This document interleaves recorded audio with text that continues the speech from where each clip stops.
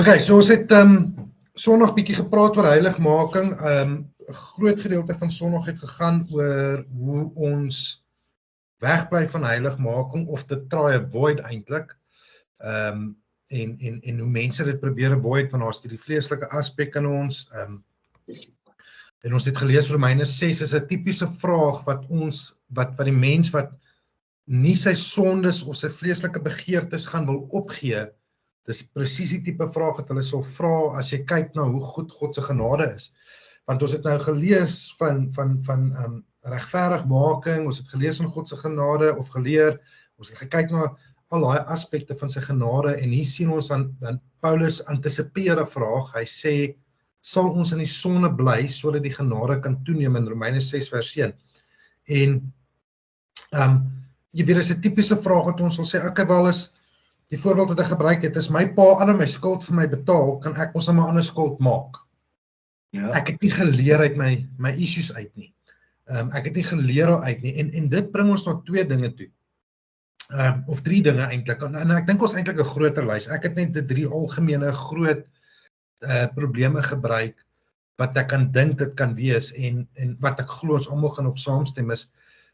Dis een wat ons weet, die wedergeboorte het werklik nie gebeur nie. Jy weet, so, ons is nie werklik reborn nie, daar is nie regtig regeneration wat gebeur het nie, ons het onsself bedrieg deur dit te doen. Of die wêreld bedrieg ons, en hulle skets God as iemand wat moetswillige sonde aanvaar, en jy weet, omdat ons nou op 'n punt kom waar ons sê, sekere goeders nou toelaatbaar in die wêreld, God kyk oor dit en hy sal kuier daarmee. En hulle verdraai die hele woord en hulle lees sommer 90% van die woord se gedeeltes nie wat daai goed bespreek nie. En as kinders van die Here is dit omdat ons nog steeds ons innerlike begeertes wil bevredig. En daar is die 3 hoofredes wat ek sal sê, ek meen as julle ander opinies het rondom dit, asseblief wees, noem hulle. Maar ek dink hierdie 3 is die 3 goed wat ek kan sê is wat ek dink die grootste probleem is vir ons, is dat daar's baie mense daar buite, self-confessed of hulle noem hulle self Christene, maar hulle het nog nooit die wedergeboorte werklik aanvaar nie. So hulle is nog daai slaaf van die sonde, hulle het nog nie daai experience van nuwe hart gekry nie. Die wêreld bedrieg ons. Hulle skets God as iemand wat okay is met sonde, so dit is 'n kind wat sy hart vir Here gegee het, en hy's werklik, jy weet, lief vir die Here, maar hy word vertel, dit is okay om te sondig, en hy val vir dit, en dit is jou valse teachings en preachings en al daai goeders, en ek wil nie te veel in detail ingaan, ek wil meer fokus vanaand op die heiligmaking, en dan die derde keer, daai innerlike begeertes, wat ons nog steeds het as mens. Ons moet verstaan dat, alhoewel ons nie meer slawe van sonde is nie, ons nog steeds sonde gaan doen, en ons is nog steeds mens, want ons het die vlees en ons het die geestelike aspek. Ons sien Paulus strymrit in Romeine 7. Hy sê, dit wat ek nie moet doen nie, dit doen ek, en dit wat ek moet doen, dit wil ek nie doen nie. So hy het nog steeds die innerlike stryd met hom, en vir enige Christen, en Dion, julle almal gaan saamstem, dit is 'n konstante stryd, tussen die vlees en die gees. En dan kom 'n punt waar dit makliker word, maar dit is nooit in perfeksie ingebring nie. So, ek dink op hierdie stadium is dit die groot redes hoekom mense nie heiligmaking na toe strewe nie, want hulle word bedrieg, en meerendeels is bedrieg deur die wêreld of hulle bedrieg hulle self. Die verkeerde begrip van genade, wanneer genade goedkoop gemaak word of goedkoop is. Jy sien wat gebeur is, in daai proses waar ons daar sit, sien ons baie keer genade meer as 'n hulpbron, en nie as 'n verhouding met die Here nie. Dit is nie daai versoening met die Here nie. Ons soek die vergifnis, maar ons wil nie die verandering van die hart hê nie. Ons sien God se liefde as 'n manier om dit te misbruik, want hy het ons nou genade so ek kan anders sondig.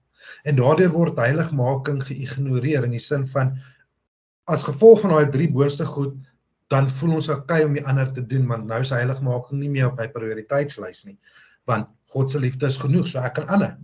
Jy weet, ons moet baie versigtig wees wanneer ons preek, as ons net preek oor die goedheid van God se genade.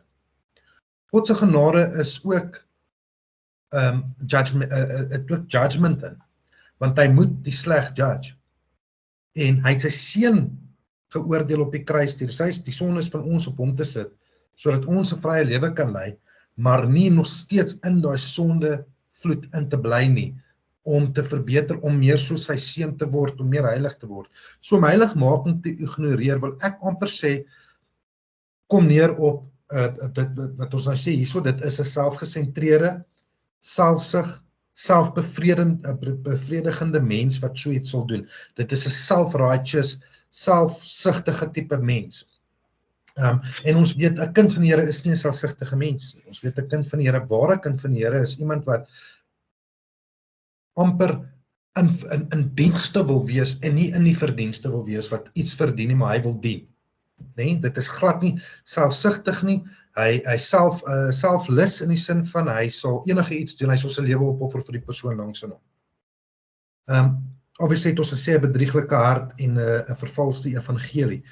Om die Here se genade goedkoop te maak is 'n vervalste evangelie. Ons moet nooit vergeet wat het dit gekos vir ons om hier te kan sit vandag nie. R.C. Sproul, ek het dit genoem in die preek, sê nou die dag sê iemand vir hom, hoekom het God nie net al die evil uit die wêreld uitgehaal al nie? Hoekom haal hy dit nie net uit nie? Toe sê hy, want dan moes ons almal uitgehaal het. Jy weet, en omdat ons almal daai sonde in nature in ons het, so deur sy genade kan ons nog hier sit en eintlik hierdie bespreek. En ek dink dit is wat dit so amazing maak. So ek wil nou gou net raak, vanaand se is 'n redelike vinnige kon ons 'n bietjie meer Q&A doen vanaand ook en bietjie meer openlik gesels oor heiligmaking, maar dit is nie so tegniese en diep, dit is 'n baie simpel idee of konsep om te verstaan eintlik. Maar daar is fases van heiligmaking en ek wil gou dit bespreek en ek het weer die wat noem jy die Amplified version gebruik van die Bybel, net omdat hy ook die elke vers bietjie meer in detail verduidelik soos ons dit lees en dan gaan ek dit nog steeds afbreek en ons verder vat. Nou fase 1 wat hulle sal noem is phase 1 is posisionele heiligmaking. Nou as ons Romeine 6 vers 6 tot 11 lees, dan gaan ek gou vir julle lees. We know that our old self, our human nature without the Holy Spirit was nailed to the cross with him in order that our body of sin might be done away with, so that we would no longer be slaves to sin. For the person who has died with Christ has been freed from the power of sin. Gaan nou verder lees. So wat beteken daai posisionele heiligmaking vir ons? Dit is 'n instant heiligmaking proses wat gebeur met ons so die dag toe Jesus ons op die kruis gesterf het en ons het Jesus aanvaar as ons saligmaker en verlosser en ons is skoon gewas van ons sonde, is ons in daai oomblik heilig gemaak in die oë van die Here. Now if we died with Christ, we believe that we will also live together with him. Because we know the self-evident truth that Christ, having been raised from the dead, will never die again, death no longer has power over him. For the death he died to sin, ending its power and paying the sinner's debt. Met ander woorde, in 'n instance is ons sonde vergewe en ons is in 'n heiligmaking, maar daar's 'n paar fases, ons gaan nou deur dit werk. Once and for all, sê die woord. And the life that he lives to glorify God in unbroken fellowship with him. Even so, consider yourselves to be dead to sin and your relationship to it broken, but alive to God in an unbroken fellowship with him in Christ Jesus. Die enigste manier hoe jy in 'n verhouding met die Here kan wees, is in 'n heiligmaking posisie, want die Here is heilig, hy kan nie sonde hanteer nie. Sonde is die separation tussen ons en die Here. Dit is basiese, dit veroorsaak 'n separation. So die eerste stap van heiligmaking is die afsterwe van die ou self. Dit is die eerste stap wat gebeur, maar dit is Christus se werk. Hy het op die kruis gaan sterwe vir ons. Dis fase 1. Hy doen die werk in die begin. van die sondelewe. Dit is gebaseer alleenlik op grond van ons geloof in Jesus se voltooide werk op die kruis. So dit was deur genade dat hy vir ons op die kruis gesterf het. In daai oomblik word ons in die eerste stap van heiligmaking gebring. Ons het opgestaan, wedergeboorte in ons nuwe lewe, waar die krag van sonde nie meer oorheers nie. Ons staan in posisionele heiliging voor God dan. Ons is 'n nuwe mens. God sien nie meer die oud nie. Hy sien 'n nuwe mens in 'n heiligmaking. So met 'n simpel voorbeeld te gee, sien jy staan hier so in Christus staan voor jou en God kyk deur Christus dan op sy kinders. Dit is wat dit beteken. Ons is geregtig gemaak deur die geregtigheid van Jesus Christus. Ons is in 'n oomblik as volkome heilig voor God gestel. Hebreërs 10 vers 10 sê, deur hierdie wil ons geheilig deur die offer van die liggaam van Jesus Christus, net eenmaal. Met ander woorde, dit is 'n instant once-off. 'n Ware kind van die Here sal in 'n instant 'n heiligmaking experience hê, en ons noem dit posisionele heiligmaking. Dit gebeur dadelik en God sien jou in daai oomblik as heilig, as ek dit so kan stel. Fase 2 is die ervaringsmatige of progressiewe heiligmaking proses. Dit is nou waar ons betrokke raak. Dit is nou wat ek en jy moet aan werk elke dag. So 1 Thessalonians 5:23, now may the God of peace himself sanctify you through and through, that is, separate you from profane and vulgar things, make you pure and whole and undamaged, consecrated to him, set apart for his purpose. And may your spirit and soul and body be kept complete and be found blameless at the coming of the Lord Jesus Christ. Dan lees ons Romeine 12 vers 1. Therefore I urge you, brothers and sisters, by the mercies of God. So, voordat ek daaraan gaan. Ons sien op die Thessalonisense vers, sien ons dit is deur die werk van die Heilige Gees, deur die werk van God wat ons gesanctify word. Dan lees ons in Romeine 12 vers 1, therefore I urge you, brothers and sisters, by the mercies of God, to present your bodies, dedicating all of yourself, setting yourself apart as a living sacrifice, holy and well-pleasing to God, which is your rational act of worship. Met ander woorde, dit is die wil van God dat ons in ons daaglikse lewens na aanvanklike wedergeboorte meer heilig gemaak word. So elke dag se lewe wat ons moet doen, en ek weet, Dion sê dit, noem dit baie, hy sê, ons moet elke dag sterf. Paulus het gesê, hy moet elke dag sterf, hy moet elke dag tot bekering kom, hy moet elke dag wedergeboorte ervaar in sy mind, alhoewel hy klaar deur die Here hy geheilig is, in sy mind moet hy dit doen, sodat hy kan strewe na die heiligmaking proses toe, en kan beter word elke dag. 'n Baie maklike 'n ding wat ek by lewe wat my nogals help is dit sê, so 'n gesegde wat sê, be a better version of yourself today than what you were yesterday. En môre sê jy weer vir jouself, vandag moet ek beter wees as wat ek gister was. En elke dag moet ek net 'n bietjie beter wees as wat ek gister was, en so strewe ons na dit toe. Met ander woorde, soos ons mature in ons geestelike groei, so sal ons daagliks meer gefokus wees op die begeertes van God vir ons lewens, die begeertes van ons gees, as wat ons is van die begeertes van die vlees, en nie die fleeting desires wat die wêreld bied. Alhoewel ons dadelik geheilig word, is ons nie dadelik volkome heilig nie, as die menslike aspek daarvan nie.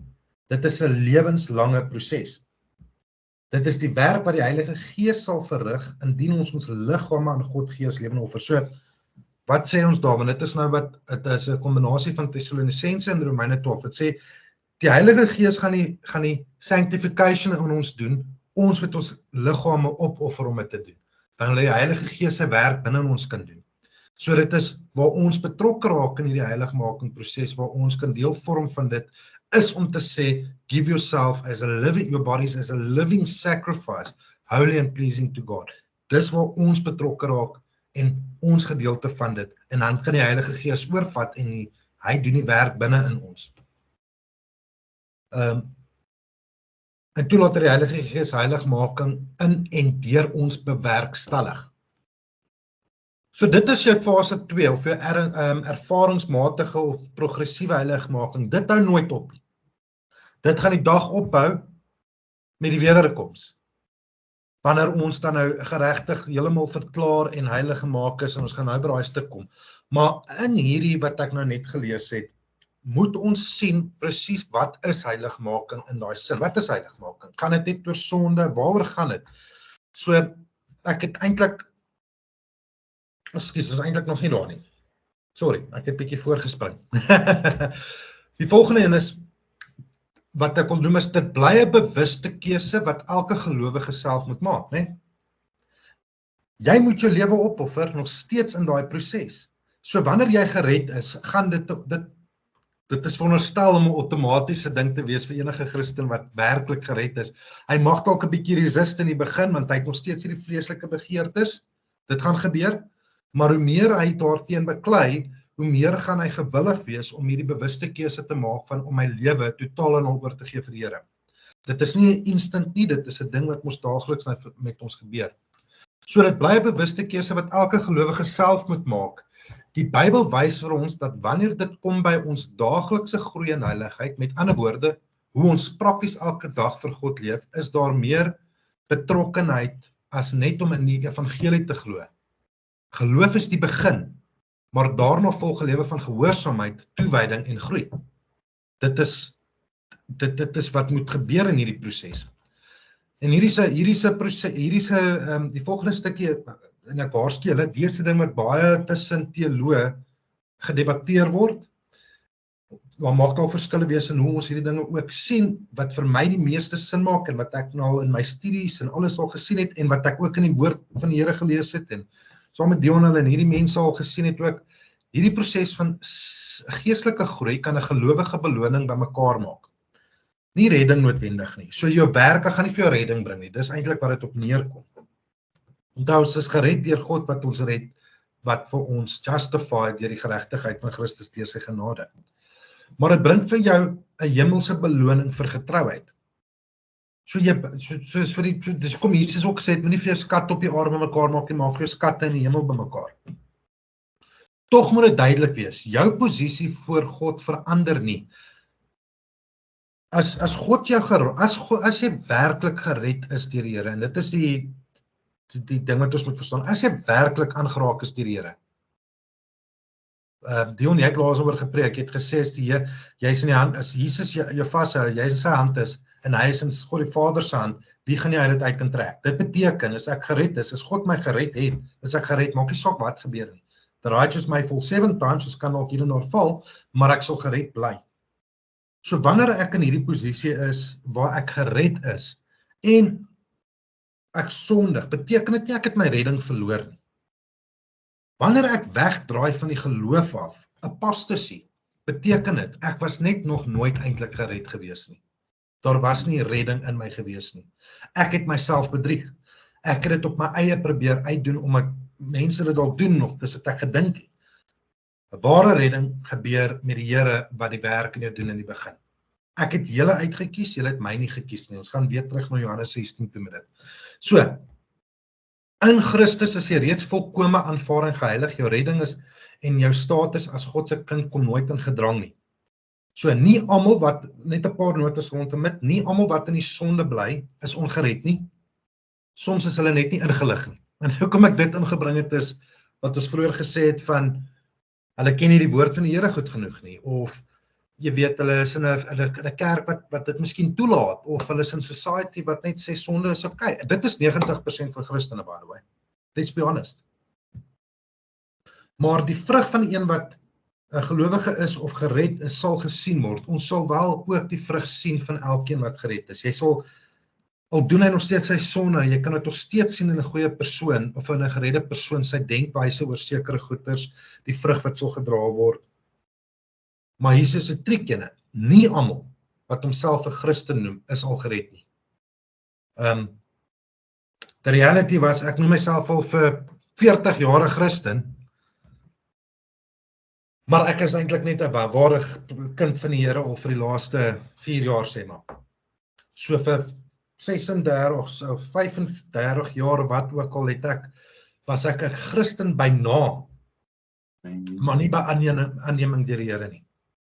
So, en ek dink dit is, jy weet, iets wat ons by ou na moet kyk.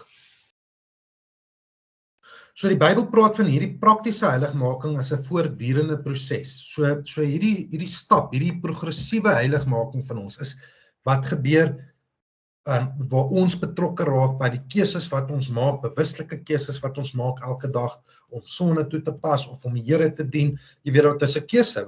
Elke keer wat ek gaan 'n voorbeeld gebruik, as jy op 'n Saterdag aand jy kan kies, jy kan braai en kuier tot 3:00 die oggend toe. Wat sê Dina? Hallo Lee. Jy kan braai tot 3:00 die oggend. Ek is nog nie by die storie. Ek luister maar sommer hier by die storie. Ekskuus. Nee, lekker. En dan nie op 'n Sondagoggend sê maar na die kerk toe kom of om die Here te dien of om ten minste stilte tyd met die Here te hê nie. Jy weet, daai keuses wat 'n ou nog steeds maak op die einde van die dag. Dit beteken nie 'n redding is in gedrang nie. Dit beteken net jy's nie besig met die dinge wat die Here wil hê jy moet besig wees nie. So net daaronder, ek het net weer hierdie noot opgebring. Jy kyk, ons is geregenerate, reborn, we are justified, and at the same time we are adopted. En dan begin sanctification. Sanctification het 3 prosesse. Ons het klaar die eerste 2 bespreek. Die eerste ene is 'n posisionele heiligmaking. Dit beteken jy is instantaneously heilig gemaak deur die geregtigheid van Christus. Dan is daar die progressiewe heiligmaking. Dit gebeur 'n daaglikse verandering waar jy betrokke is in jou geloof, waar jy elke dag meer soos die Here wil wees. En hierso is eintlik die wat ek nou oor gepraat het, ons verantwoordelikheid in heiligmaking. En ek gebruik hierdie Amplified hierso, en dit sien ons in Kolossense 3, Colossians 3. En ek gaan hierdie hele stuk vir ons lees, en ons kan hom so afbreek soos ons lees, want ek dink hierdie is redelik krities. As jy wil weet wat is heiligmaking, dis is jou go-to chapter, asseblief. So skryf hierdie Colossians 3 neer, dis belangrik. Therefore, if you have been raised with Christ to a new life, sharing in his resurrection from the dead, keep seeking the things that are above, where Christ is, seated at the right hand of God. Set your mind and keep focused habitually on the things above, the heavenly things, not on the things that are on earth, which have only temporal value. For you died to this world, and your new life is hidden with Christ in God. When Christ, who is your life, appears, then you also will appear with him in glory. So put to death and deprive of power the evil longings of your earthly body. Dis die heiligmakingsproses wat hier besig is om te gebeur. Dit is waar ons begin kies om nie meer die wêreldse goed, die wêreldse sonde, hierdie depravity mindset, hierdie dodelike, geestelike dode wat ons in was, mee te entertain nie. Ons sit dit een kant en ons fokus op die dinge van die hemel, die dinge van die Here waar Jesus is. With its sensual self-centered instincts. Want ek het vroeër gesê, die persoon wat dink heiligmaking of God se genade, ek kan aanhou sondig as gevolg van God se genade, is selfgesentreerd, hy is selfsugtig, jy weet, en hier sien ons dit weer, sy self-centered instincts, immorality, impurity, sinful passions, evil desires and greed, which is a kind of idolatry because it replaces your devotion to God. So elke sonde wat ons doen, elke keer wat ons teen die woord van die Here gaan, kies ons dit bo God. Dit is eintlik maar wat dit is in 'n nutshell. Elke keer wat ons iets doen wat God sê ons moenie doen nie, is dit dat ek my begeertes kies bo God se wil. Dit is sonde. En dit is skerry as my so daaraan dink nie, maar daar's baie keuses vandag wat ons moet maak. Because of these sinful things, the divine wrath of God is coming on the sons of disobedience, those who fail to listen, who are routinely and obstinately disregards God's precepts. And in these sinful things, you also once walked when you were habitually living in them. Jy sien, wanneer ons bevryding gekry het van die sonde af, kan ons nie meer in daai sonde habitually lewe nie. Dit is om weg te beweeg van dit af, dit is waar daai heiligmaking gebeur. We were living in them without the knowledge of Christ. But now rid yourselves completely of all these things, anger, rage, malice, slander, and obscene, abusive, filthy, vulgar language from your mouth. Do not lie to one another, for you have stripped off the old self with its evil practices, and have put on the new spiritual self, who is being continually renewed in true knowledge in the image of him who created in yourself. Dis heiligmaking. Ek het Sondag gesê, wat beteken holiness? It means being separated and put above. Dis holiness. Heiligmaking sê vir ons moet apart gestel word van hierdie dinge van die wêreld af. Dit moet weggestrip word van ons af. So continually renewed in true knowledge in the image of him who created in yourself.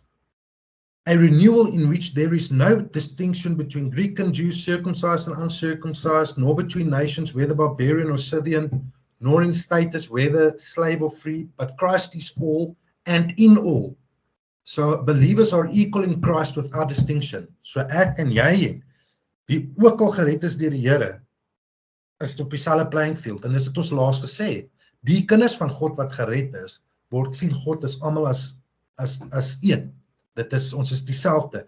Geen, jou status op hierdie aarde maak glad nie saak vir hom. So as God's own chosen people, en daar sien ons weer die elect, so weer 'n topic daar gaan een of ander tyd. So as God's chosen people who are holy, sien in die bracket, set apart, sanctified for his purpose, and well beloved by God himself, put on a heart of compassion, kindness, humility, gentleness, and patience, which has the power to endure whatever injustice or unpleasantness comes with good temper, bearing graciously with one another and willingly forgiving each other if one has cause for complaint against another. Just as the Lord has forgiven you, so should you forgive. Beyond all these things, put on and wrap yourself in unselfish love, which is the perfect bond of unity, for everyone is bound together in agreement when each one seeks the best for others. Nee, het ons nie nou gepraat van daai selfsugtige natuur moet na 'n selfless natuur te beweeg, waar ons onsself sal opoffer vir die ander persoon nie. Is dit nie wat 'n Christelike 'n kind van die Here sal doen nie? Let the peace of Christ, the inner calm of the one who walks daily with him, be the controlling factor in your hearts, deciding and setting questions that arise. To this peace indeed you were called as members in one body of believers. Die kerk, ons, wat die kerk is. And be thankful to God always. Let the spoken word of Christ have its home within the dwelling in your heart and mind, permeating every aspect of your being. As you teach spiritual things and admonish and train one another with all wisdom, singing psalms and hymns and spiritual songs with thankfulness in your hearts to God. Whatever you do, no matter what it is, in word or deed, do everything in the name of the Lord Jesus and in dependence on him.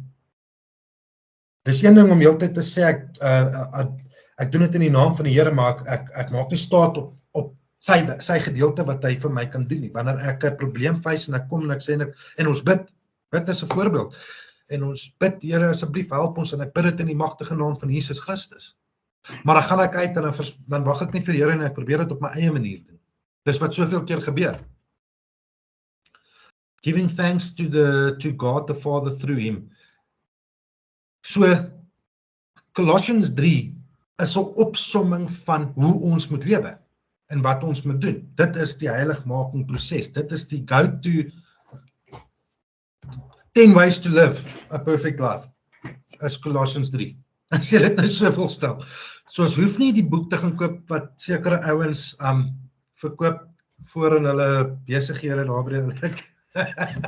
Daarso, lees uit Colossians 3. Al die antwoorde is daar binne. Dit, as jy ooit gewonder het, wat verwag, wat is God se wil vir jou lewe? Hoe wil hy hê jy moet lewe? Gaan lees uit Colossians 3. En hierso wil ek sê, ek het nou nie oor gepraat. Wrap yourself in unselfish love. Forgive. Dit is nie, een ding wat ons moet onthou, is kan baie maklik rondloop, soos fariseërs en baie goed lyk in die buitekant, en baie haat en kwaad dra aan die binnekant, en selfsug en pride. Wat ons hier sien, is die teenoorgestelde van al daai dinge. Want hier kan ons sien, hier sien ons die hart. As jou hart reg is, waar jou hart van vol is, loop die mond van oor. Wat in my hart is, sal ek uitleef, né? Dis wat Jesus ons geleer het. So as So ek kan 'n fasade opsit, 'n fake fasade opsit en lyk asof ek righteous is, maar binnekant het ek weggevrot. Dit is soos daai mooi spar appels of 'n mooi spar, ek weet nie. Aprikot wat jy koop en is soos 'n binnebuit en sy vrot binne. Dit is 'n vrug wat mooi lyk aan die buitekant, maar hy's vrot aan die binnekant, né? Ons vrug moet aan albei kante goed lyk. Dit moet begin in die binnekant. En in die binnekant moet ons kan in die hart, en daai hart kan net heiligmaking betree en doen as dit 'n hart is wat deur die Here verander is. Deur die hart wat hy vir ons gegee het. Ons lees dit in Esegiel, dit is daai hart van vlees wat hy moet terugsit. En want dit alles kom uit die hart uit. En dit is waar ons ultimately vir onsself in die spieël moet kyk wat ons laas gesê het en sê, ek moet bietjie vir myself in die spieël kyk en net mooi sien as ek besig om myself te bedrieg. Het ek 'n bedrieglike hart? Ons sê altyd Dion, jy moenie vir jou eie hart moenie vir my hart luister. Want hy is bedrieglik. Hy's bedrieglik. Maar jy weet wanneer die Here met jou hart gewerk het en wanneer hy vir jou 'n nuwe hart gegee het, is hy nie 'n bedrieglike hart nie. Dan is dit 'n goeie hart. So ons moet daai gaan kyk en in daai introspeksie gaan doen. Okay. Dan kom jy op die derde fase van heiligmaking en is jou afgehandelde of voltooide heiligmaking. En ek wil vir ons hierso Ephesians 5:26-27 weer in die Amplified. So that he might sanctify the church. Dit is nou wanneer Jesus afkom, having cleansed her by the washing of water with the word of God, so that in turn he might present the church to himself in glorious splendor, without a spot or wrinkle or any such thing, but that she would be holy, set apart for God and blameless. Met ander woorde, wanneer Jesus weer kom, sal gelowiges perfek gemaak word in heiligheid. Ons is nou perfek nie, ons streef na perfek heiligmaking toe, maar wanneer ons saam met Jesus gaan, dan sal ons perfek gemaak word in heiligheid.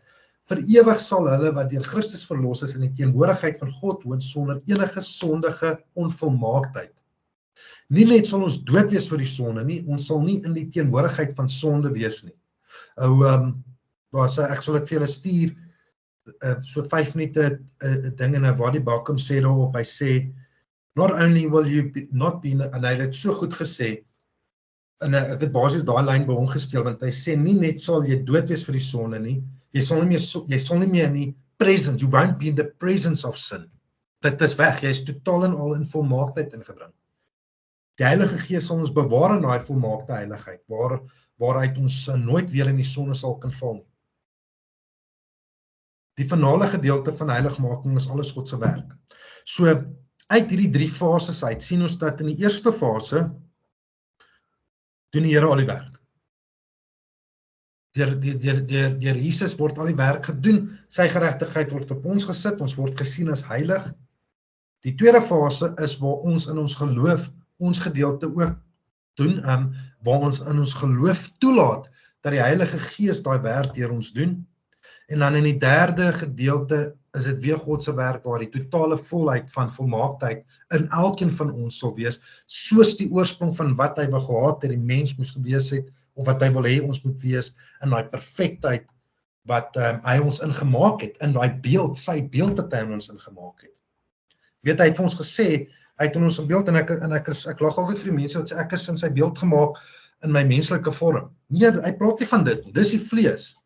Hy praat van die geestelike aspek van ons, jou siel, jou hart. Hy praat van daai kern van ons, dit is in sy beeld gemaak.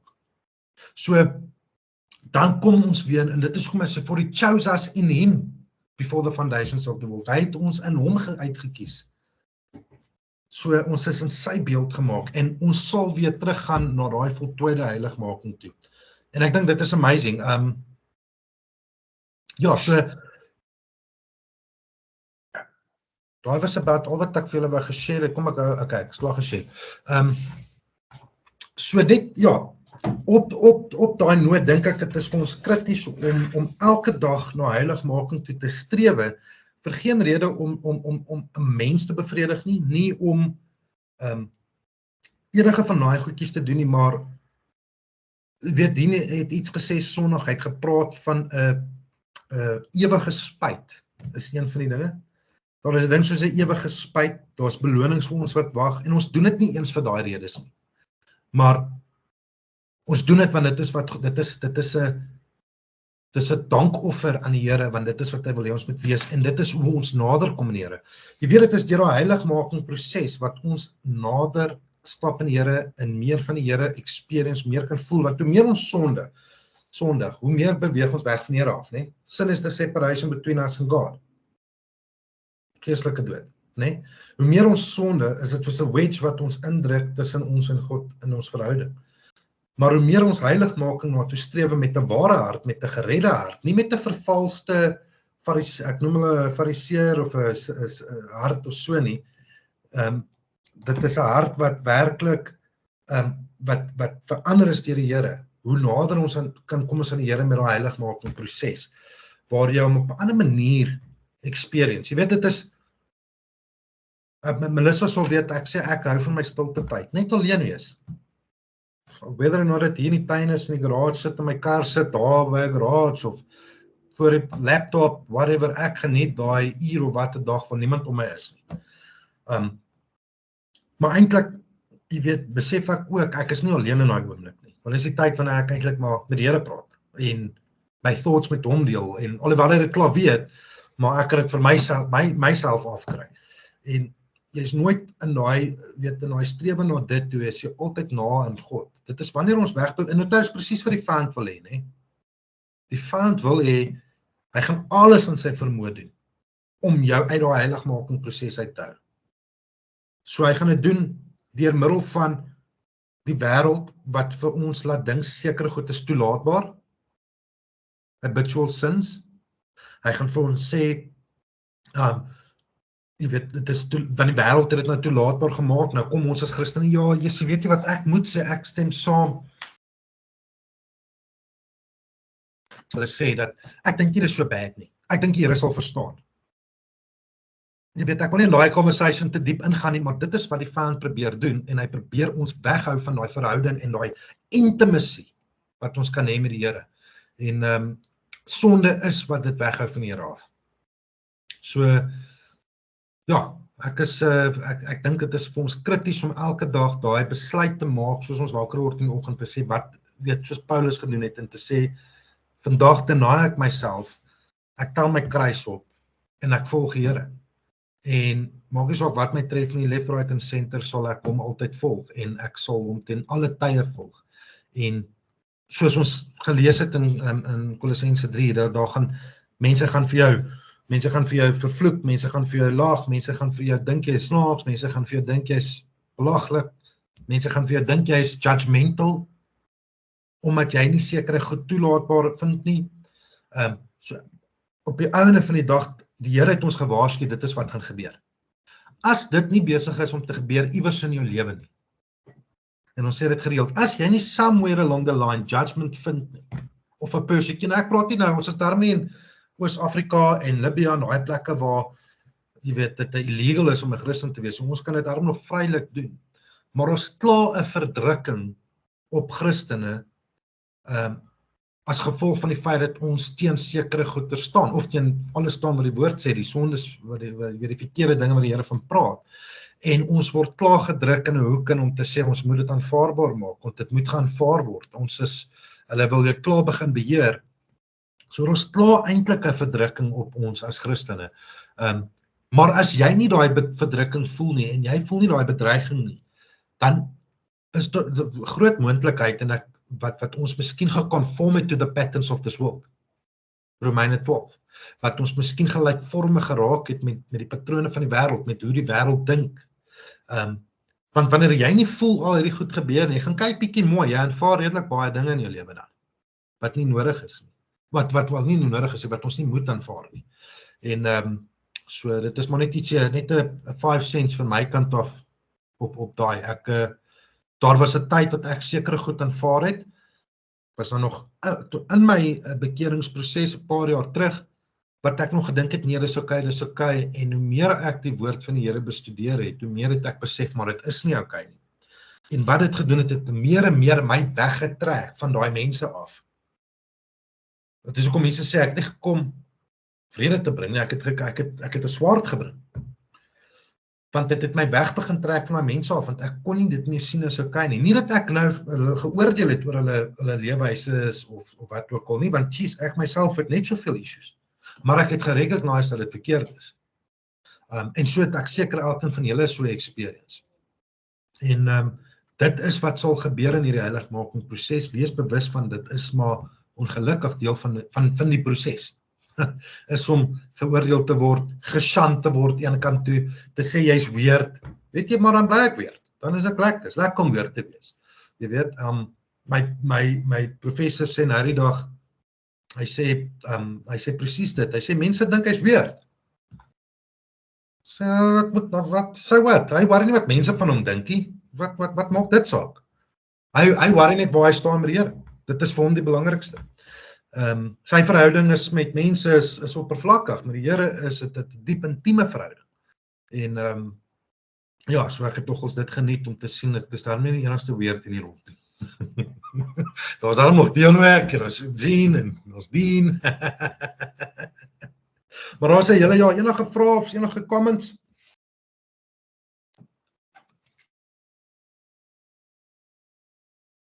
Joeps. Nee, ek sê almal is nou bang om iets te vra. Almal is nou hoog heilig. Niemand wil niks vra. Ek wil vra. Ek wil sê, okay, baie laaste wat jy genoem het, en van die heiligmaking en hoekom heiligmaking werklik waar belangrik is. Nou, ons weet, ek sê dit ook baie, ek sê, en dan het, even toe ek nog in die polisie was in die hof toe gegaan het hulle gesê, dit is, wat ook al jy in die hof sê, of wat ook al in die hof hoor, kan nie ongehoor wees nie, of ongehoor word nie. What you heard is what you heard. Nou, baie mense het ek gevind, en ek het my tyd, toe ek jonger was, self in die selfde kategorie gesit, oor die rede voor heiligmaking is van, okay, so if I don't hear it, if I don't know about it, then it doesn't apply to me. Verstaan jy, dit is nie applicable tot my, as ek nie weet wat in Romeine 6, of Kolossense 3, of Romeine 1 staan nie, dan it doesn't apply to me. Dit is glad nie die waarheid nie. Dis 'n leer wat die duiwel ingekry het of reg gekry het om die mense te flous. Daarom kry jy ongelukkig in vandag se tyd baie mense wat hulle sê hulle is Christen en ek het 'n verhouding met Jesus, but God knows my heart en my verhouding met Jesus is 'n persoonlike verhouding, maar hulle gaan nie kerk toe en hulle vul nie op nie, hulle vul nie op in die woord van God en hulle vul nie op in hulle gebedslewe nie. Dit is totaal en al 'n leuen in die put van die hel uit om te sê dat if I don't know about certain things, ek is vrygespreek van dit af. Dit is nie glad nie, maar dit het daarin geraak. Onthou dit is, as jy gered is, volhartiglik, met jou hele hart gered is, that means you've been made new, jy is 'n nuwe skepsel, met ander woorde, dit sê vir my dat Jesus Christus leef nou binne jou, jy nie meer nie, en jy kan dan nie anderste as om God se woord te wil leer ken nie. As jy nie wil nie, as jy binne jou vind dat jy skram weg, om te sê dat, weet jy, as ek nie weet, om te skinder is verkeerd nie, dan is ek vrygespreek van daai sonde af. Maar ek is gered, ek glo in Jesus Christus, maar ek gaan dit maak, want ek is vrygespreek van dit af, so ek kan met ander woorde aan gaan, ek kan almal gaan beskinder, soveel as ek wil, want ek weet nie, dit is verkeerd nie, dit is nie die geval nie. Wat ek wil bylas van dit, en eintlik wat ek wil gaan, is dat, although you are saved, and Jesus got you in his hand, and God's got you in their hand, jy kan nie daaruit geruk word nie, kan jy nog steeds afvallig word van die geloof. Want die woord van God sê vir ons, jy sal nie deur goeie werke die hemel van ingaan nie, maar deur jou geloof. Jou geloof, saam met die goeie werke, dis dit wat jy tot redding sal bring. That is wat heiligmaking is. Heiligmaking is om jou geloof in werking te sit, saam met dit, om te kom tot daar by die punt om saam met Jesus Christus in 'n verhouding dieper in te gaan en ons in heeltemal daarvan gehoor. Maar jy kan ook wegval van die geloof af. En dit gebeur reeds met as jy nie volhard, as jy nie met jou hele hart oorgegee het vir God nie.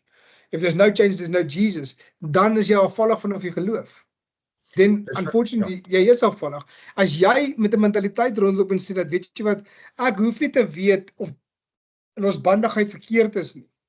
Ek is vrygespreek af van, want ek het dit nie gehoor nie. Niemand het my gesê daarvan nie. Ek vermy dit soos 'n pes in die Bybel. Ek lees alles behalwe Romeine. Ek spring heeltyd tussen Psalm en tussen Matteus, al die lekker dele, die beloftes wat God my gegee het. Ek val net tussen dit deur. En so dan lees ek 'n bietjie iets in Openbaring, dan sien ek wat kom. Ek wil vir jou sê, dat is, jy is in jou hart, is jy besig om deur jou eie geloof, jou ongeloof, verwerping te sit en skeiding te bring tussen jou en God. Want jou gees sal jou altyd dryf om die hele lam van God te eet, en dan oor die Bybel, die woord van God te aanvaar. En as jy moedswillig verby dit spring, en oor dit spring en verby dit kyk, dan is jy besig om afvallig te geraak van jou geloof. Met ander woorde, jy is besig om weg te trek van die Here af. En baie mense dink, as hulle hoor heiligmaking, dink hulle, ja, hier kom dit. Nou gaan ons weer hoor wat so slegte sondaars ons is, en dit is so, heiligmaking belig die sonde uit, it does completely, maar dit is nie deur heiligmaking of nie heiligmaking wat jy verkeerd is nie. Met ander woorde, dit is nie deur die sonde of die struikeling van die sonde wat jou ongeloof of ongelowig maak nie. Dit is oor die doelbewuste aanhoudende verwerping van Jesus Christus wat jou ongelowig en jou geloof afvallend maak, wat jou wegtrek van God se heerlikheid af, of van die Here af, en wegtrek van dit alles af. En dis kom ek altyd sê, en ek dink ons het dit al gesê, die wat kan onthou, is jy kan nog steeds gered wees, nog steeds hemel mis. It is possible for you to be saved, to be cleansed from your sin and still not make heaven. Ek meen, dit is die enigste verduideliking wat ek het, waar die woord van die Here vir die man wat by die hekke gekom het gesê het, maar luister, Here, ek het vir al die dinge gedoen, ek het die werke van die gedoen, I did all of these things, en sê, Here, maar gaan weg van, ek ken jou nie. Ek weet nie wie jy is nie. I don't know who you are. Gaan weg van, sê, maar ek verstaan nie, ek het duiwels gedryf, ek het mense gesond gemaak, ek het al die gawes uitgeoefen, dat die Here nog steeds seker, maar gaan weg van, ek ken jou nie. Dit is totaal en al net bloot betant dat hy afvallig geraak het van sy geloof. En dit is hoekom heiligmaking, if ever you had a question to say, hoekom is heiligmaking so belangrik om na te streef? Behalwe vir die verhouding wat jy saam met Jesus bou, en 'n dieper verhouding met Jesus bou, hoekom is dit belangrik om heiligmaking na te streef? Is dit presies heeltemal net vir dit is om jouself te versterk in jou geloof met God die Vader, met Jesus Christus, en dat jy kan weerstaan die werke van die vyand daar buite, sodat jou hart reg is en in lyn is met die Here. Dan kan jy sê, hoor my hart, en die Here ken my hart. So Hebrews 10:26, I think we often, as ek sommer in Engels is, ek dink ons praat gereeld daaroor, want ek wil nou in Engels lees, for if we go on willfully and deliberately sinning after receiving the knowledge of the truth, there no longer remains a sacrifice to atone for our sins. That is, no further offering to anticipate, but a kind of awful and terrifying expectation of divine judgment and the fury of a fire and a burning wrath which will consume the adversaries, those who put themselves in opposition to God. Anyone who has ignored and set aside the law of Moses is put to death without mercy and the testimony of 2 or 3 witnesses. How much greater punishment do you think he will deserve who has rejected and trampled underfoot the Son of God, and has considered unclean and common the blood of the covenant that sanctified him, and has insulted the Spirit of grace? As ons as kind rondloop as kinders van die Here en dink ons kan sy genade goedkoop maak, hierdie is nou vir mense wat spesifiek ateïs en apostasie en weggedraai het van die geloof, soos het ons gesê het vroeër, wat het tentoon net nooit gehad het binne hulle nie. Maar vir 'n oomblik wil ek sê, trample underfoot Jesus Christus, wat hy gedoen het vir ons, is deur om aan te hou, doen wat ons gedoen het. Dit is eintlik wat ons besig is om te gebeur. Ek het dit gesê Sondag, jy trap op sy bloed. En so dit, en is dit ons nie laat wakker skrik nie. Jy weet, dit laat die ou nogal skrik en dink, weet jy wat, dit gaan nie oor my, ek wat perfek wil wees, 'n perfektheid, en ek's beter as jy, en al daai tipe goed, dit gaan oor, wat God verwag van my. Ultimately, wat verwag God van ons? Om soos sy seun te wees. Hy het gesê, to conform to the image of my son, of to the son. Wat beteken ons moet soos sy seun word? Dit is sy groot verwagting van ons. Dis ons manier om te sê, dankie dat u my verander het, dankie dat u vir my nuwe hart, dankie dat ek in redding is. Dis nie om te kyk of ek beter as Dion kan wees, en ek moet so lewe, en ek moet so lewe, dat die hele wêreld my kan sien nie. Jy sal wel 'n testimonie wees vir mense, deur jou heiligmakingsproses, jy gaan 'n testimonie wees vir mense. Maar dit gaan nie oor dit nie. Dit gaan oor wat hier binne is. Ek dink, as jy die evangelie opsom, of nie die evangelie nie, as jy opsom hoe ons weet is dit is jou hart. Gaan check wat tikker, as ek het so kan stel. Jy weet, dit is self introspection, wat ons moet doen as ons by die huis is, en wanneer ons alleen tyd het, sommer die Here, is om te sê, Here, waar staan ek? Waar is ek met U? Is ek besig om myself te bedrieg? Is daar 'n bedrieglike hart in my? Is daar haat wat ek dra? Is daar kwaad wat ek dra? Is daar woede? Is daar onvergifnis? Is daar 'n verharte hart, daai calloused hart wat ek hierso besig is mee? Jy weet, ons kan al hierdie groot terme uitgooi en al hierdie groot fases wys en alles, maar as ek dink as ons net begin met dit, en is nice om te ken, en is nice om te verstaan hoe dit werk, is krities vir enige Christen, dink ek, of 'n kind van die Here om dit te verstaan. Dit help so baie met hoe ons, as ons vra het. Maar ek dink ultimately moet jy net in die spieël gaan staan en net sê, waar is ek vandag met die Here? Waar staan ek werklik? Jy weet, is ek so besig met die dinge van die Here omdat ek guns by mens wil kry? Maar eintlik is ek so ver weg van die Here af, want ek dra regret, want ek dra al hierdie goed op my wat ek doen. Ons almal kom op 'n stadium daar, waar ons net 'n bietjie moet terugstaan en net sê, okay, waarmee is ek is so besig met die werke van God, dat ek nie eens by God in die werk is nie, die ons sê dit altyd. En daai is nie heiligmaking. Daai is 'n vervalste heiligmaking. Heiligmaking is 'n diep gewortelde binne in die hart verandering en strewe na God toe en God alleen. Nie om mense te bevredig nie, niks jouself te bevredig nie, is om God te bevredig. Dit is om sy wil te hê, want is al wat jy wil hê. Dit is eintlik maar ook jou bevrediging, want jy is so gealign met die Here dat jy wil net sy wil uitoefen vir jou lewe. Dit is wat heiligmaking is. Dit is die proses van dit. En dis my 5 cents vir die aand. Ek weet nie, nog iemand anders vra? By julle kan ek ietsie bylas. Ek is hier besig om te bestuur. Asseblief, go for gold. Ek het nou sommer hierso wat ook ek dink baie in lyn is met wat jy gesê het en wat Martin ook nou oor gepraat het, en dit is die skrif wat in die boek van Judas vers 4, is net een hoofstuk, het baie duidelik beskryf, en dit sê, want sekere mense het ingesluip wat lank tevore al opgeskryf is vir hierdie oordeel. Goddelose mense wat die genade van ons God verander in ongebondenheid. Die Engelse weergawe sê lawlessness of lewdness. Wat die genade van ons God verander in ongebondenheid en die enigste heerser en ons God, Here Jesus Christus, verloon. So enige iemand wat kom en sê, omdat ek gered is en 'n woord bring en heiligmaking is nie deel van daai woord nie, dink ek moet ons vir baie versigtig wees.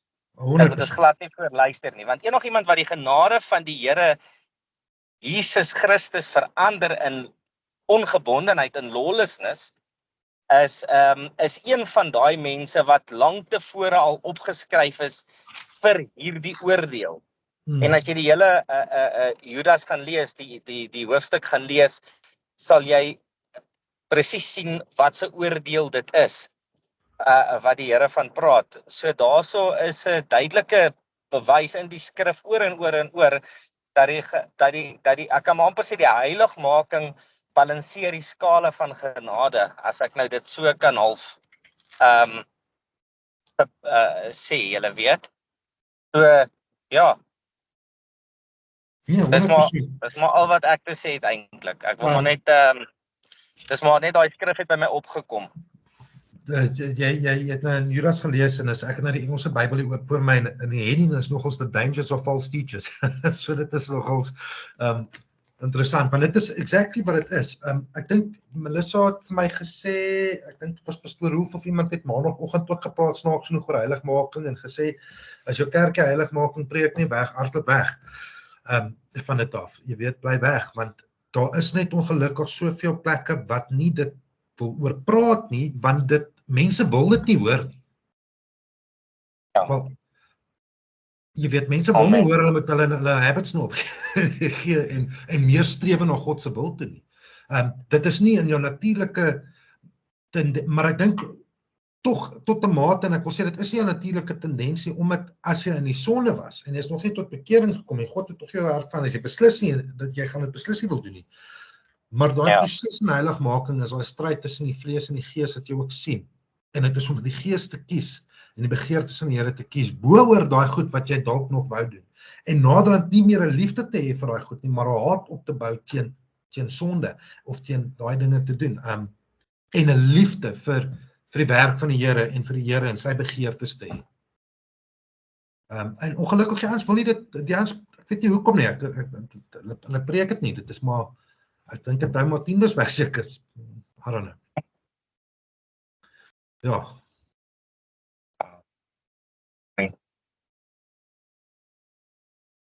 En ek iemand nog vra, vandag aand sien ek. Dis ons het nie eens 'n uurmerk geraak nie. Ja, julle tempt my nou hier om die tweede uur vol te maak, man. Kom laat ons gaan. maar dit is, Nee, ek dink is ek dink wat meer kan 'n mens sê nie. Dit is wat dit is. Ek bedoel, as jy 'n kind van die Here is en jy's waarlik 'n wedergebore kind van God, gaan 'n heiligmaking 'n begeerte van jou wees. Definitief gaan dit deel wees van jou geestelike nuwe hart. Dis net wat dit is. As enige iemand wat kom en sê ja, nee, en maar wat sonde wil regverdig en gemaklik wil bly in die wêreld en die sonde het, kan ek nie verseker sê daai het al tot bekering gekom nie. Dit is net wat dit is. Dit is so, en ons kan nooit versekerd wees tot bekering, maar ek dink dit is 'n redelike aanduiding in baie opsigte. Sonder om vinger te wys of iets, maar jy weet dit is mens moet nooit in daai gemaaksone kom van dink, ag is okay. Ek het nou gesondig, so dis okay nie. Want jy weet die Bybel sê ook, jy weet Jesus sê vir ons in Matteus 5 vers 4, blessed are those who mourn, for they will be comforted. En dit is 'n verwysing na die wat teen sy sonde 'n stryd voer. En wanneer daar sonde is, hy nie daarin joy vind nie en rejoice nie, hy fight hy treur, wanneer die Here sal comfort in daai oomblik. En ek dink ook in Jakobus staan dit van die comfort, waar die Here ook vir ons sê, waar jy moet treur en nie met in joy rondhardloop, met 'n kere gaan en dankbaar weet en blydskap wees oor jou sonde nie, maar dat jy eintlik moet, jy weet, in 'n treuringsplek bly, want wanneer jy in 'n treuringsplek bly, is dit baie maklik om dan in 'n plek van vergifnis in te kom of in bekering in te kom, as ek dit so kan stel.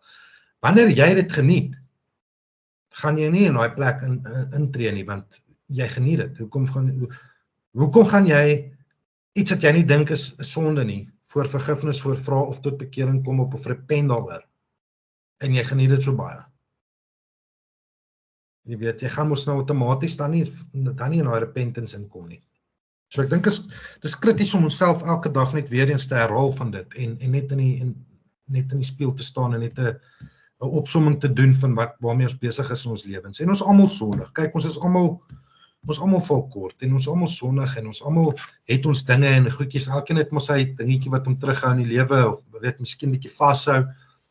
Maar jy moet dit fight, jy weet, en al wat ek kan sê is jy moet elke dag daai keuse maak om dit nie te doen nie. So moeilik soos wat dit is. Dien, jy het gerook, Melissa, jy weet, om daai ding te gestop het, was moeilik. En dit is soos om my sonde te stop. Dit is nie maklik noodwendig nie, maar jy moet die keuse maak om dit nie te doen nie. En dan kom daar 'n punt waar dit makliker word en makliker word en makliker word en dan is dit nie meer vir jou 'n ding nie. Want is baie maklik om net weer 'n sigaret op te getel het en te gerook het. Dit is vrylik beskikbaar. So sonde ook vrylik beskikbaar. So jy maak daai bewuslike besluit om dit net nie meer te doen nie.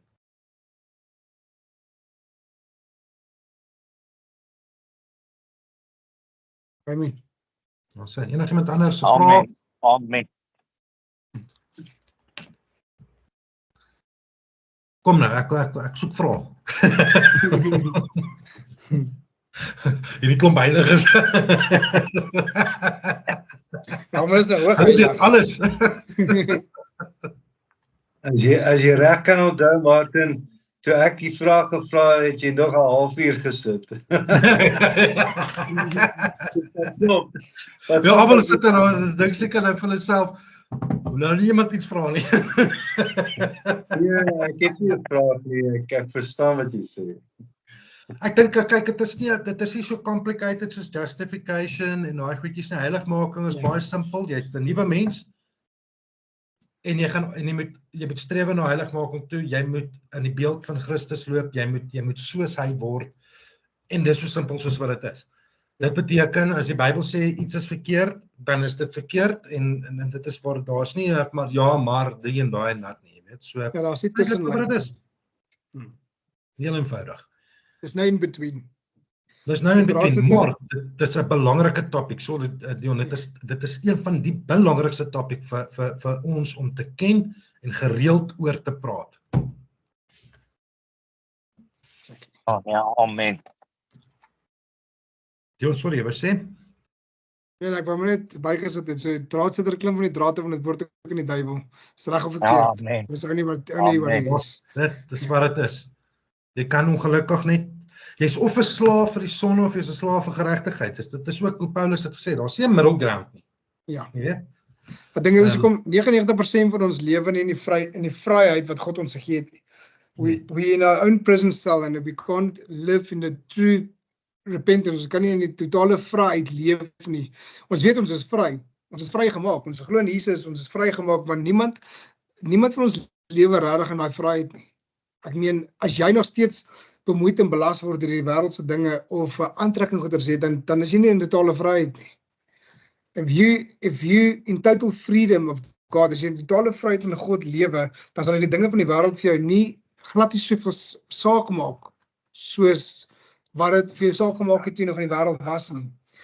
Jou vleeskas, it won't bother you. Dit sal jou nie naaste by so plan nie, en dit is wanneer ek dink jy dan die wysheid van Salomo begin kry en die geduld van Abraham en al daai goeders begin net vir jou gegee word, want jy begin lewe anders te sien. En dit is wat die lekkerste deel is van heiligmaking. The more you live holy, the more you get closer to God, the more he opens up his way of thinking. Daai Martin het nou genoem, daai ewe beeld waar jy gevorm is, dan begin hy vir jou sy manier, sy karakter begin al hoe meer deur jou manifesteer, en dit is iets amazing. Ek dink nie een van ons sal werklik waarop so 'n plek nie.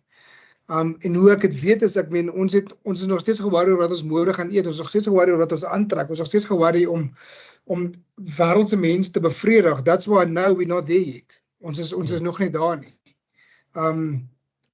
Ja, dit is net mind-blowing. Interessante ding is, jy kan jouself daarin toets. As ek vir jou die Bybel gee en ek sê vir jou, kom ons sê byvoorbeeld net for example sake, ek kan R1 miljoen vir jou gee, en ek weet ek is goed vir dit, jy weet ek is my reputasie, ek is 'n man van my woord, I will give it to you. 100% guaranteed, dit is soos om die lotto te wen, jy weet, jy gaan dit kry. As ek vir jou sê, hier is die woord van God, gaan lees hom, leer hom, en in 6 maande gaan ek jou vra oor hom. En dan wil jy 'n summary doen oor wat presies hier binne staan van Genesis tot Openbaring. Hoeveel van ons gaan dit werklik waar vat, en hoeveel van ons gaan werklik waar die Bybel vat en gaan studeer? Jy het 6 maande gaan ek jou R1 miljoen gee. Guaranteed. Hard cash, hier is dit. Hoeveel van ons werklik waar as jy eerlik met jouself is, gaan hierdie boek van God leer? How many of us are really going to, nou, John het gister ook gehoor, so nou, hoeveel van ons die rykdom is hier so binne-in? So God beloof meer as R1 miljoen rykdom vir ons in die woord van God. Hoekom lees ons dit nie? Hoekom doen ons dit nie? Why are we not doing it? Hoekom sukkel ons so om heiligmaking na te streef en werklik waar voluit vir God te leef in die vryheid dat ons kan vry wees in wie ons is, meer as oorwinnaars, gered deur God se genade. Ons is al hierdie goeders gegee. Die boek is vir jou baie meer werd as R1 miljoen. Dit is 'n ewige lewe. Dit is 'n eternal life that is given to you. The manual is there. En ons lees dit nie. Dit is hoe ek weet, nog niemand van ons het werklik waar op daai punt gekom om totaal en al vry te wees in die woord van die Here nie, en daarom weet ek ook dat ons almal nie 100% heiligmaking na streef, soos ons moet nie. Because the minute we actually seek it with all of our heart, there will be such a change, a magnitude change in our hearts, wat is priceless.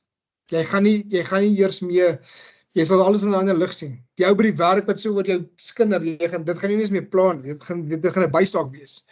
Verstaan, ek weet baie mense sê, dit pla my nie. Ja, sometimes the devil gets it right to say 2 words that actually sticks with your head. Dit bly in jou gedagtes.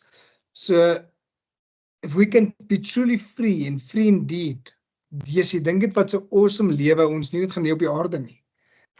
Dit is so amazing plek om in te wees, om totaal en nog vry te wees in die woord van God en vry te wees in die Here.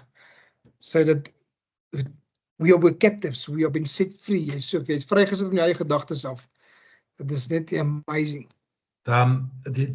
Soos jy dit sê, en jy vra die rede hoekom ons versukkel om na heiligmaking toe te streef, want dit is, en ek dink dit is so evident, dit is hoekom die Bybel ook nie van skuld hou nie. Want ons is so gejaag om ons skuld elke maand te betaal, so gefokus op dit, as 'n voorbeeld, so dit word nou idolatry. Nee? Jou werk, jou besigheid, hierdie alles, jou image, daar buite, hoe ek lyk, hoe ek aantrek, hoe, alles is 'n gejaag, na wind, soos dit Salomo dit sal sê, nee? Ja, Prediker sê, is 'n gejaag na wind. Dis 'n gejaag na wind. Wat beteken dit alles my? Wat beteken dit? En dit is exactly wat hierdie vers sê, Colossians 3:5. So put to death in the deprived power of the evil longings of your earthly body, which is sensual, self-centered instincts, immorality, impurity, sinful passions, evil desires, and greed. Greed het 'n groot ding hierso, want greed is nie net noodwendig, byvoorbeeld, ek wil al die geld in die wêreld hê nie, dit is ook hoe ek my geld hanteer, as 'n voorbeeld. Hoe ek my skuld hanteer. Maak ek so baie skuld want ek is greedy, ek wil net meer en meer hê, en ek vertrou nie op die Here, dat wat ek het is genoeg nie, Ja.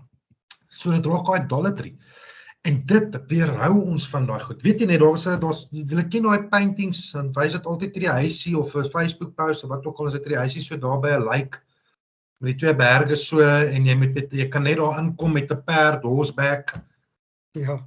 ja, Of helikopter. helikopter, maar helikopter is te veel, perd is so. Dan dink jy sê ek, los my daar vir so 'n maand. Jy weet, want ek dink as jy al hierdie goed kan wegkon in vandag se tyd vir 'n maand wegvat, gaan jy 'n next level reach, want jy gaan nie daai distractions hê nie. Ja. Die vyand gebruik dit as distractions van ons af om na heiligmaking en 'n verhouding met die Here te hê, intimasie met God te hê. Elke ding gebruik hy teen ons. En ons gebruik dit teen onsself ook, want ons eie selfbevredigende natuur. Maar al hierdie goed in hierdie wêreld, skuld, karre, huise, werk, besighede, sport, wat ook al dit is 'n manier wat die vyand en ons onsself gebruik om ons te weerhou van daai intimate relationship vir God, of dis hoekom ons so sukkel met heiligmaking. Even jou gesondheid. Sê weer? Even jou gesondheid. Even jou gesondheid. Jy weet, ons moet dit kan gee vir die Here en sê, laat u wil geskied. Jy weet, ons glo en vertrou in Jesus se reddende hand en ja, is 'n healing hand. So, ek dink dis dit, Dion, dit is hierdie gejaag na al die, en Salomo het ons so mooi geleer van dit in Prediker. Because he made all the mistakes that you could, in that sense. Ja. Alles wat ons elke dag na te jaag, het hy op 'n next level gedoen. En hy het op die einde van die dag gesê, dit was alles te vergeefs. It was all for nothing. Die tyd wat hy kon gehad het met die Here, in 'n intimate relationship, intimate time, die heiligmaking proses, die sanctification proses, is van hom al weggevat deur al die goed wat hy gejaag het. En Salomo was ook geken as die wyse man, so terselfdertyd. Ja, amen. Ek dink dis critical vir ons om net Ja, daai nee, amen. Jesus sê, hy sê, wat baat dit 'n mens, jy win die hele wêreld en jou siel ly skade. ja, Of wat sal 'n mens gee as 'n losprys vir jou siel? ja. Daar's niks. Jy weet, daar's hoeveel mense daai die bekende mense in die wêreld, en ons nie om hulle te oordeel nie, en enigiets soos dit nie, wat alles, hulle call it, they sold their soul. jy weet, Ja. vir fame, vir roem, vir geld. Jy weet, en hoeveel van ons doen nie dit daagliks deur die dinge wat ons aanvang nie, of deur die goed wat ons toelaat in ons lewens nie. It's selling your soul. Ja. Jy is dalk nie famous en ryk nie, maar jy het dit vir ander redes gedoen. Jy het dit vir selfbevredigende redes gedoen, of om in te pas, of om die of daai. As jy in 'n plek instap en dit is vol onheiligheid en wat soek jy daar? Jy weet, dit is om nie te partyk in sulke goed omdat ek net moet conform nie. Dit is om te sê sorry, dis nie vir my nie. Nie om julle te oordeel nie, maar hier trek ek die lyn. Maar ons is geneig om net te val in dit in. Jy weet, en met al die wêreldse goed. Alles. Myne. Amen. Vir ure praat daaroor ook seker nou maar nie. Enige vrae? Niks. Hulle almal opgeluister. Sê. Dion, ek gaan vra aan We have, all that's left is the doing. it is. And you know what? You don't even have to do everything yourself, because the Holy Spirit will help you and you know, sanctify you. You just need to have faith in it. But you have, Dan jy stuur vir nie darkies om te dink ons is klaar. Sit, Ons gaan die volgende leer. Gaan met glorification. Glorify you. Man, never mind. Maar Daniel het 'n paar keer by my hierdie week en laasweek gehoor oor heiligmaking, hoor, by daai kantoor is soos hy weet, lekker myne. Ek ken nou Dis ons nou so heilig is, dit is vra nie. Ek het selfs my eie aanvalling aan Martin bevestig hierdie week en hom gesê waarmee ek gesukkel het en dat ek dit besef het en dat ek moet myself regkry. So ja. Amen. Ja, jy sien, en dit gebeur as mens, dit is eintlik 'n mooi storie, want dit is, jy weet, mens kan heel lank hoor hoe awesome jy weet, hoeveel sukses jy kan behaal en hoeveel dinge jy kan doen, maar jy weet, as jy nie hoor dat, hoor ek, partykeer moet jy net na jouself gaan kyk nie, maar dan gaan jy dalk beter kan doen met sekere afdelings in die lewe. Jy weet, so dis nice om te hoor as mense sê, jy weet, dit gee jou berusting om te weet dat ons met die werk van die Here, nie ons as ons werk, nie, dis die Here se werke, en dit is so amazing om te sien. Ja. Dion, gaan jy vir ons afsluit? Ja, ek gaan net silent prayer doen, so as jy niks hoor nie, is deel van die gebed. Kijk, ons maak gaan so toe. As jy ons Vader, ons heilige God en Koning, Here. Here, wonderlik is nie net om weer in samekoms, Here, die woord te kan leer nie, Vader. Here, dan weet ek om leer, Here, God Vader, Koning, Here, die belangrikheid, Here, in die heiligmaking te streef, Here, na die seën wat U vir ons gestuur het, Vader, net om onsself, Here, God Vader, Koning, weer op die plek te kan kry, Vader, waar U ons kan gebruik, Here. Here, maar meer is gebruik waar ons 'n verhouding met U kan hê, Here God Vader Koning. Daarom kom bid ek, almagtige Heilige Gees. Here, kom openbaar, Here God Vader Koning, en elke persoon wat hierna luister, Here. Here, dit, Here God Jesus, waarmee hulle sukkel, dit waarmee hulle struikel, Here God Vader Koning, Here, en dit waarvoor hulle miskien antwoorde nodig het, Vader. Here, kom en openbaar Uself, Here God Vader, en hulle is nog nooit van tevore nie, Vader. Here, kom en leer hulle, lei hulle, Here God Vader Koning, in lyn met U woord, Vader. Here, in 'n gebed, Here God Jesus, wys hulle, Here God Vader Koning, die pad, Here. Here, en daarom, Here God Vader Koning, kom ons net bid same vanaand, Vader. Here, ek vir elkeen wat hierna luister, vir elkeen van hulle se gesinne bid, Vader. Here, beskerm hulle, behoed hulle, bewaar hulle ook, Vader. Here, ek pleit hulle elkeen na die kosbare bloed van Jesus Christus, beskerm hulle kinders, hulle ouers, hulle oumas, hulle oupas, hulle tannies, hulle ooms. Here, beskerm hulle, Here God Vader Koning, as 'n ja in Jesus naam. Amen en amen en amen. Amen. Amen. Daar sê. Right, julle. Dankie julle. Dankie julle. Dankie julle almal. Ons Yes. sien mekaar. Lekker doen. Cheers. Bye.